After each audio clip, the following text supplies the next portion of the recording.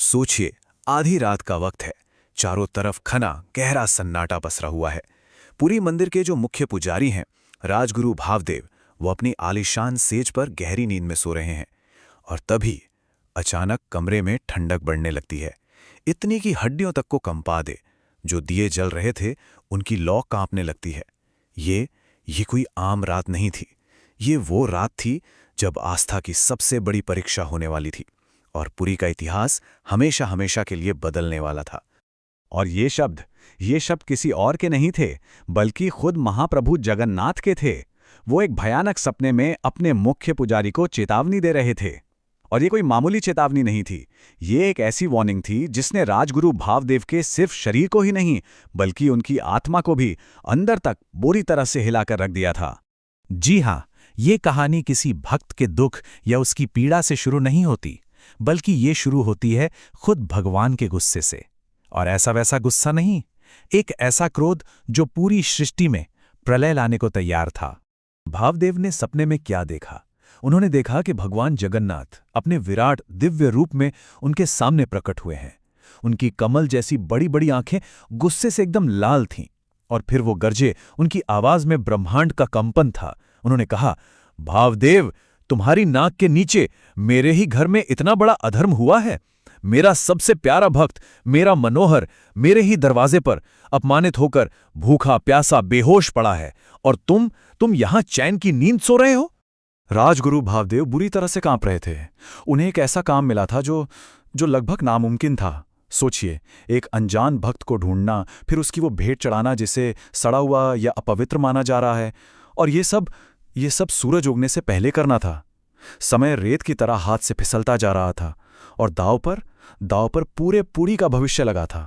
तो जैसे ही वो सपना टूटा, भावदेव की घबराहट भरी खोज शुरू हो गई। उन्हें सबसे पहले तो यही समझना था कि आखिर ये संकट आया कहां से। कौन है वो भक्त जिसके एक छोटे से अपमान से खुद भगवान इतने ज्यादा दुखी हो गए हैं। भावदेव लगभग चीखते हुए बिस्तर से उठे। उन्होंने आवाज लगाई, सेवकों, मशाले जलाओ, मंदिर का कोना कोना छान मारो, मनोहर दास को ढूंढ कर लाओ। उनका पहला शक, और सही शक, उन दो पुजारियों पर गया जिनकी ड्यूटी मेन गेट पर थी। उन्होंने सीधे जाकर उन्हें पकड़ लिया। मौत के डर से कांपते हुए उन पुजारियों से जब सच उगलवाया गया, तब जाकर पूरी कहानी सामने आई। और यहीं पर आस्था और आंखों देखे सच का असली टकराव छिपा था। पुजारियों ने बताया कि हाँ, एक मैला कुचैला सा बूढ़ा साधु आया तो था, जिसके गमछे से बहुत ही भयानक बदबू आ रही थी। देखिए, उनकी नजरों में वो फूर थे ही नहीं, वो तो सड़ा हुआ कीचड़ था। लेकिन मनोहर दास के लिए वो कीचड़ नहीं, वो खुद प्रभु का दिया हुआ प्रसाद था।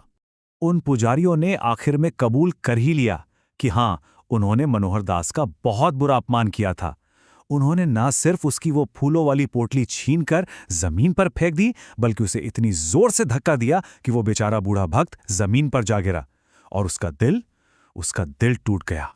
और अब ये कहानी उस मोड़ पर आ पहुंचती है जहां अपमान सम्मान में बदलने वाला था, और मंदिर का गर्भगृह, यानी कि जो सबसे पवित्र जगह है, वो एक ऐसे अविश्वसनीय चमत्कार का गवाह बनने वाला था जिसे आने वाली सदियां भी याद रखने वाली थीं।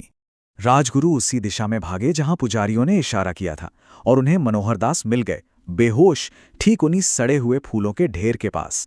जरा सोचिए, जिस भक्त को कुछ घंटे पहले अपमानित करके फेंक दिया गया था, अब उससे मंदिर के मुख्य पुजारी खुद अपने हाथों से सम्मान दे रहे थे, उसे पानी पिलाकर होश में ला रहे थे और पूरे आदर के साथ मंदिर की ओर ले जा रहे थे। अब सीन ये है कि मनोहर दास भगवान की मूर्तियों के ठीक सामने खड़े हैं। एक पुजारी कांपते हुए हाथों से वो मैला गमछा उठाता है, जिसमें अब सिर्फ सूखी बदबूदार पंखुड़ियां बची थीं।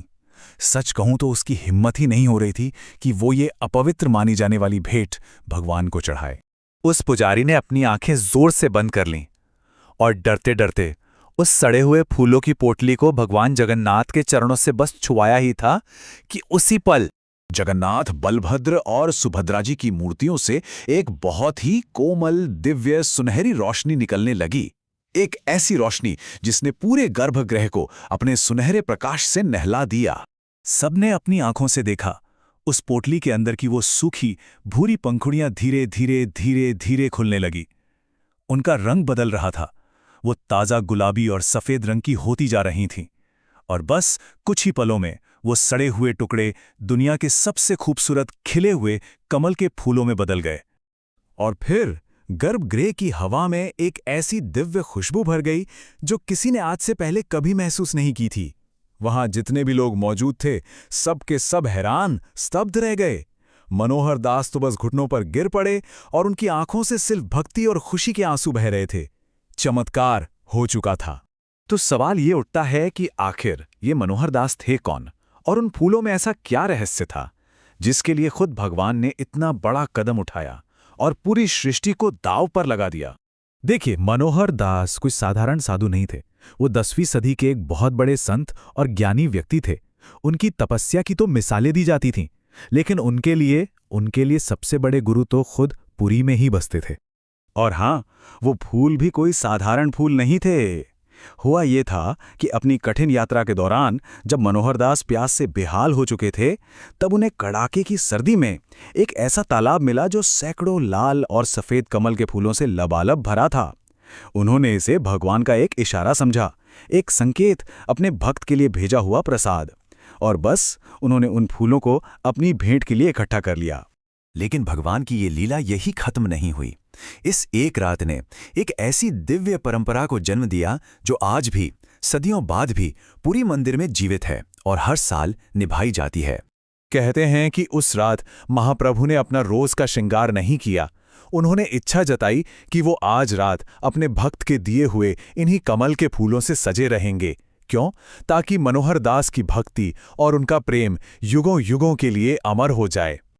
और इसी एक घटना से शुरू हुई पद्मवेश की परंपरा। पद्मवेश यानी कमल का श्रृंगार। ये खास सालाना अनुष्ठान है जो मनोहर दास की उसी अटूट भक्ति को याद करने के लिए किया जाता है। एक ऐसी भक्ति जिसने भगवान को भी अपने भक्त के सामने झुकने पर मजबूर कर दिया था। ये परंपरा आज भी निभाई जाती है। हर साल माघ महीने की अमावस्या और वसंत पंचमी के बीच जो भी बुधवार या शनिवार पड़ता है, उस दिन ये अनुष्ठान होता है और उस दिन महाप्रभु को उसी दिव्य प्रेम के प्रतीक यानी कमल के फूलों से सजाया जाता है। तो अंत में ये कहानी हमें एक बहुत ही गहरे सवाल के साथ छोड़ जाती है।